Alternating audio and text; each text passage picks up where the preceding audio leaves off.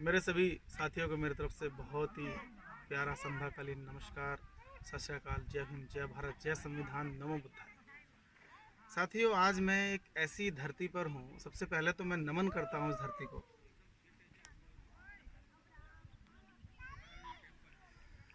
ये धरती हमारे महान पूर्वजों की है, जो आज से 5,000 साल पहले जिन्होंने पूरे दुनिया में सबसे समृद्ध, सबसे विकसित एक सभ्यता हमें दी, जिसे हम हड़प्पा मोहनजोदड़ो सभ्यता के नाम से जानते हैं। उसी सभ्यता का एक एक्सटेंशन है धोलावीरा। यहाँ पर आज मुझे आने का मौका मिला मेरे साथी भाई अमर मकवाना जी और उनकी फैमिली के माध्यम से। पहले तो आप एक नज़ारा मैं चाहता हूँ कि आप देखिए। मेरी जो वाइफ है वो कैमरे को ऑपरेट कर रही हैं। आप चारों तरफ देखिए। 5,000 साल पहले जो दबा हुआ इतिहास है वो अपनी सच्चाई को बयां करता हुआ आज सामने हमारे उसी रूप में खड़ा हुआ। ये मेरे बताने का तात्पर्य ये है कि जो सत्य है वो कभी मिट नहीं सकता। उसको कितना भी छुपाया जाए, कितना भी मिटाने की कोशिश की जाए, लेकिन वो अजर है, वो अमिट है। वो अपनी इस पहचान को उसी रूप में आगे भविष्य में वापस लेकर आता है और वो हमें प्रेरणा देता है। वो हमें सीखने के लिए एक इंस्पिरेशन देता है कि हम उस इतिहास से जाने समझे। ये एक ऐसा इतिहास आज मुझे यहाँ आने का मौका मिला और मेरा सीना गर्व से चौड़ा हो गया, क्योंकि जो मूल निवासी हमारे पूर्वज इस भूमि पर जिन्होंने 5,000 साल पहले एक ऐसी सभ्यता, ऐसी विकसित सभ्यता दी जिसके खुद के ड्रेनेज पैटर्न सिस्टम थे, एक बहुत ही सुनियोजित तरीके से नगर को बनाया गया था, ग्रेनरी सिस्टम अलग था, स्नानागार थे और किसी भी तरह के हिंसा से दूर रहने वाला एक समाज। हम आज भी देखते हैं कि बड़े से बड़े मेट्रोपोलिटन सिटीज़ में हम ड्रेनेज सिस्टम तक नहीं दे पाए, जब अरबों करोड़ों की संपत्ति खर्च की जाती है। तो अगर हम अपने इतिहास से प्रेरणा लेंगे तो हमें एक कुछ अलग करने का वहाँ से जज्बा पैदा होगा और हम न्याय कर पाएंगे। लेकिन अंतर पैदा होता है कि हमारी नीयत प्रेरणा लेने की है या उस इतिहास को छुपाने की। मैं आगे कुछ कहूँ इससे पहले मैं हमारे बीच में हमारी बहन है, इन्होंने भी इतिहास से हिस्ट्री को पढ़ा है, तो मैं कुछ आपसे ही जानना चाहता हूँ। आप गांधीधाम से रहने वाले हैं और आप लोगों के माध्यम से भाई अमर जी, आप उनकी सिस्टर हैं, आप लोगों के माध्यम से हमें मौका मिला है। तो किस तरह से आप देखते हैं कि इतना बड़ा रिच इतिहास, इतनी बड़ा हिस्ट्री जो है वो आपके इतने करीब है, तो क्या कैसी फीलिंग आती है आप लोगों को? क्या महसूस करते हैं इस इतिहास के बारे में? और क्या आप जानते थे पहले शुरुआती दिनों में? बताइए, अपना अनुभव बताइए। सबसे पहले तो मैं प्राउड फील करती हूँ कि हम इसी धरती से जुड़े हुए हैं जी। और ये इतिहास मैंने एज ए मेरे सब्जेक्ट में मैंने पढ़ा था, जो सब्जेक्ट अभी बंद हो चुका है। बट ये हमारी जो संस्कृति यहाँ पर जो अभी देख रहे हैं हम धोलावीरा, ये 5,000 साल पहले की है। और जब बोलते हैं कि मानव संस्कृति शुरू हुई और जब व्यापार जो बोलते हैं वो यहाँ से शुरू हुआ था। यहाँ पे व्यापार मतलब हम बोलते हैं धोलावीरा को मैंने पढ़ा है कि काफी बड़ा पोर्ट सिस्टम था यहाँ पे, और लोथल और यान के बीच में एक नेटवर्क था समुद्र के माध्यम से। और यहाँ पर जो भी अवशेष मिले, जो मूर्तियाँ मिली है, ना वो हिंदू संस्कृति के ना कोई, वो हमारे बुद्ध की प्राकृतिक जो है, प्रकृति को मानने वाले। हाँ, और यहाँ पर ऐसा नहीं, संस्कृति में सब कुछ मातृ प्रधान प्रथा थी यहाँ पर पूरी ही। और यहाँ श्रृंगार के भी साधन थे जो अभी भी हम पहनते हैं। हमारे संस्कृति में कुछ लोग जो हाथी दांत की जो चूड़ियाँ होती है वो भी यहाँ से हमें मिली हुई। और यहाँ पर एंटरटेनमेंट जो हम बोलते हैं कि लोग इकट्ठा होते एक साथ अपना मतलब कुछ फ्रेश होने के लिए, जैसे हम घूमने जाते हैं तो उस टाइम में भी इस पूरी जो सिस्टम थे उसकी भी व्यवस्था यहाँ पे थी, उसका भी एक सभागृह मतलब मिलता है यहाँ पे। ये पूरा का पूरा अन्वेषण करने के बाद वो सच्चाई बाहर निकल के आई। पूरी तरह से साइंटिफिक तरीके से इसका अन्वेषण हुआ है, डिस्कवरी हुई है और इसका रिसर्च किया जा रहा है। एक और मैं आपसे सवाल पूछना, पहले मैं इनसे अनुरोध करूँगा कि आप चारों तरफ थोड़ा दिखाइए किस तरह के लोग दूर दूर से आए हुए हैं और ये जगह अपने आप ही अपनी सच्चाई को बयां कर रही है। हम अभी भी अगर देख पा रहे हैं 5,000 सालों के बाद, आप कल्पना नहीं कर सकते जो अवशेष बचे हैं, वो अवशेष अभी भी मुझे बड़े ही स्ट्रक्चर्ड वे में नजर आ रहे हैं, बड़े सुव्यवस्थित तरीके से। तो आप सोचिए उस समय किस तरह का नगर बनाया गया होगा। जब अगर हम इतिहास में हम 3,000 साल पहले भी जाते हैं, जब ये वैदिक काल वगैरह हिस्ट्री में पढ़ते हैं, तब भी इतिहास निकल के आता है कि उनको मतलब वो जंगलों में घूमने वाले लोग थे, उनके पास झोंपड़ियाँ और हट थे, एक तरीके से वांडरर टाइप के लोग थे।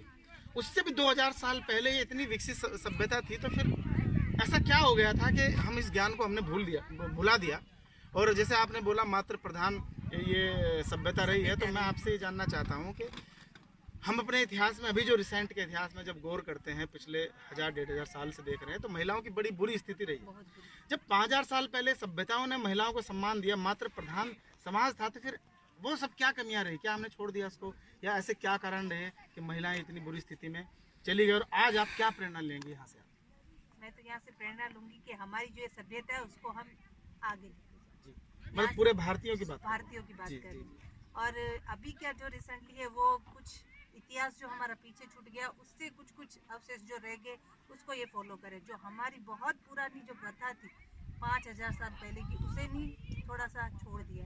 और अभी जो पितृ प्रधान है और ये जो भी चल रहा है वो नहीं होना चाहिए, बट हमें इससे प्रेरणा लेनी चाहिए कि अभी हमें मातृ प्रधान बनाए रखना चाहिए। जी, इन्होंने बड़ी अच्छी बात बोली, और मैं भी यही कहूँगा कि देखिए, गलतियाँ तो हर एक समाज में होती होती हैं। रहती है। हमें तो गर्व होना चाहिए हमारी संस्कृति पर, हमारी इस ऐतिहासिक संपदा पर, और हम वहाँ से प्रेरणा ले सकते हैं। पूरे विश्व में हमें एक अलग पहचान देता है। मैं अपनी खुशी को मैं जाहिर नहीं कर पा रहा हूँ आपके बीच, और मैं इस पूरी मिट्टी को मैं छू के आपके बीच देखा, मैंने नमन किया, बड़ा ही गजब उत्साह और मुझे एनर्जी मिली।